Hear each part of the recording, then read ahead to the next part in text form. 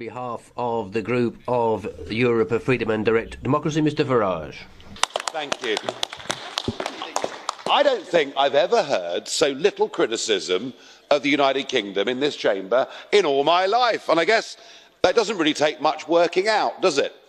Monsieur Barnier said earlier that there were key areas upon which he wasn't prepared to make many concessions. Well, you didn't need to, sir, because you were up against Theresa May, and she was all for making as many concessions as she possibly could, including agreeing a ludicrous bill of up to 40 billion sterling for us to have the right to leave, a continued role for the European Court of Justice, and in line with that, family reunions that mean, frankly, open-door immigration from the European Union is going to continue for years to come, and almost bizarrely, a commitment for ongoing regulatory alignment. It's as if, even though we're leaving, effectively the British government wants to keep us in some form of single market relationship. So I'm not surprised you're all very pleased with her. Theresa, the appeaser, has given in on virtually everything.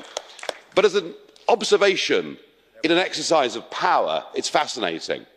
Whether we like or dislike the European Union, we can't deny the power that it's got, because you managed to make a British Prime Minister leave Downing Street in the middle of the night, fly to Brussels to go and forge an agreement with unelected bureaucrats based in Brussels. I mean, it's a form of ritual humiliation which she was prepared to put herself through. She has danced to your tune all the way through this. You must be very, very pleased indeed. And now we enter into what perhaps may be the biggest deception yet played on the British public. She is seeking a transition phase. And there are one or two comments here about whether the Brits will get that phase. Well, of course they will, because we're volunteering to go on paying the membership fee, to accepting all the existing rules, all the new rules. We will effectively, once transition is granted, have left the European Union at the end of March 2019 in name only.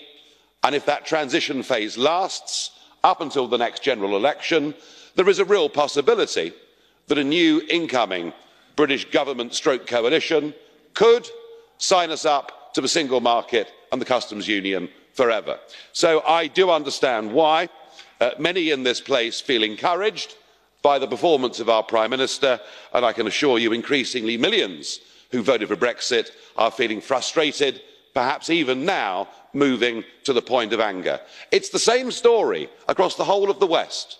The aspirations of the people and the aspirations of our political leaders and class are in a very, very different place.